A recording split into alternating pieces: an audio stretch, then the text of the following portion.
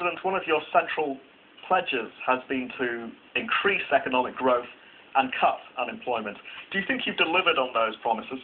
Firstly, I could reduce the unemployment. I could create jobs if we could stimulate continuously the economic growth. If you read the figure on our economic growth in 2004, we achieved 5.1%.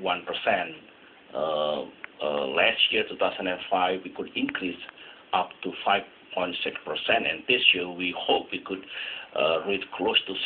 It means if we could stimulate our growth, then jobs will be created, poverty will be reduced. But I do understand that sometimes the theory does not work well in developing countries, in Indonesia. So besides, we have to stimulate continuously our growth through export, through investment, government spending, and others. We have to implement a targeted government policy, a targeted job creation policy by, for example, conducting massive infrastructure building in the regions, by developing energy projects that can accommodate more jobs to our people, and other targeted policy that can be done by regional government across the country. So we try to stimulate actually many opportunities, and of course we have to open many economic and business activities that can again absorb the unemployed persons. Your government has forecast the economy to grow by more than 6%, 6.3% next year in 2007. Now, some analysts have said that that figure is a little bit ambitious, it's a bit unrealistic even, especially given the fact that there are concerns that the economy may slow down and that may affect your exports. What negative risk factors are there that may derail that optimistic growth forecast? Yes, I listened to that criticisms of a few, but I'm still optimistic that we could reach that kind of figure because, as I have said earlier, the trend of our economic growth is about positive since 2004. Second, I do believe that we will be able to consolidate and strengthen our business activities and economy that can also stimulate further growth. But we understand that there are a lot of things to be done. For example, we have to think about increasing government spending, fiscal expansions. We have to think of decreasing the interest rate that can generate the real sector. We have to continue our effort in conducting structural improvement, structural adjustment, investment climate, the building of physical infrastructures, making our economy more efficient, and others.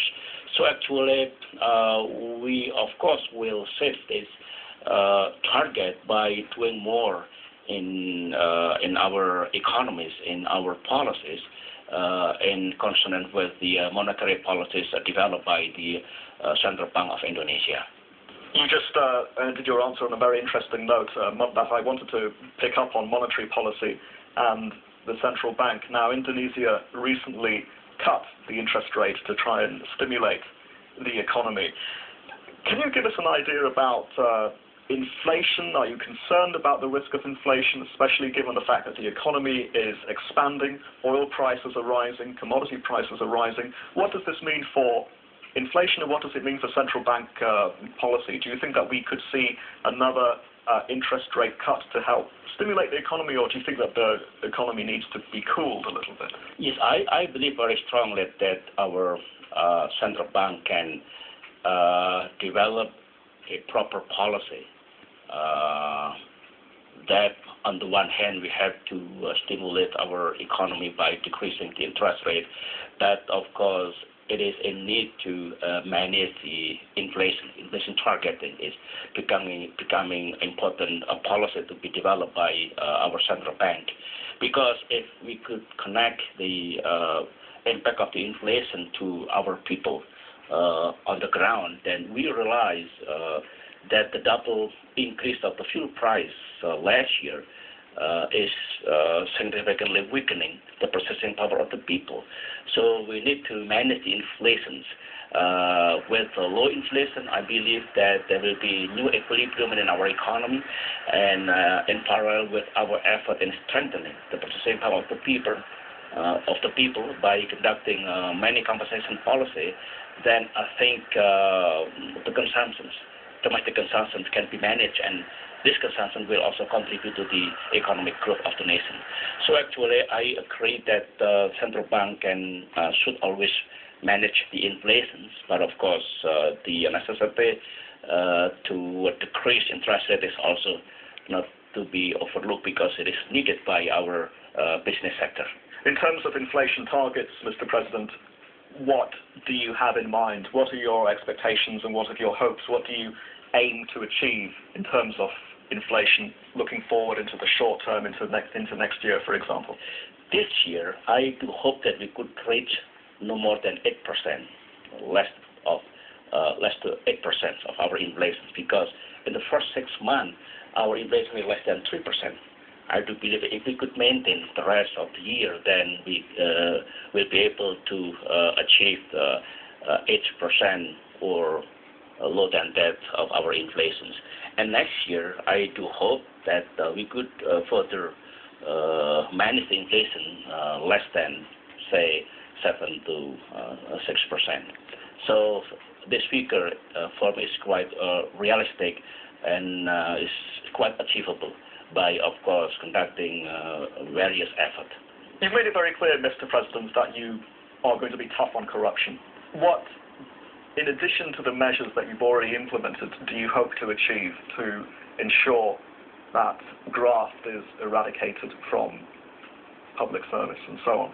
Yes, as you may follow our effort in combating corruption, that we are very serious in cracking down these crimes, and more than 60 made to high-ranking officials have been investigated, and some of them have been put in trial. And I could see now that on the prevention side of combating corruption, it is moving well, and we have to maintain it in the years to come.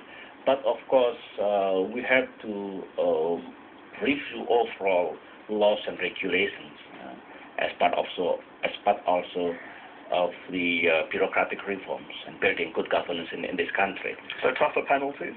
Oh yes, we will continue to do so. But of course, things to be understood also that we have to increase systematically the welfare of the civil servants, because on the one hand we need a disciplined, productive of the bureaucracy, but on the one hand we have to increase the welfare, the salary, the payment of them.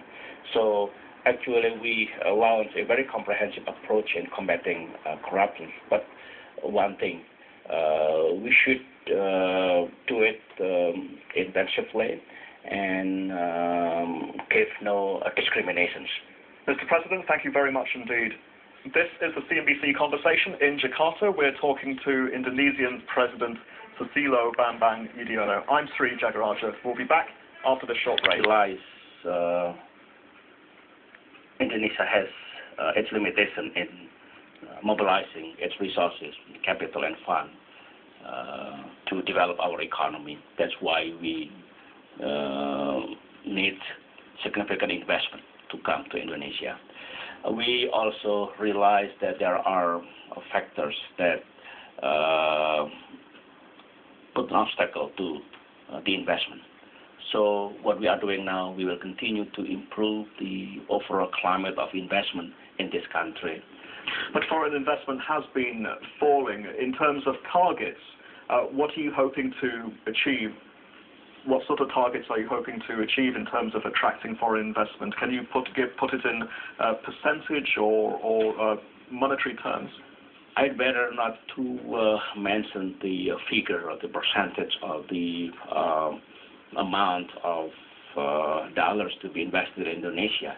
But for sure, we need to build infrastructure.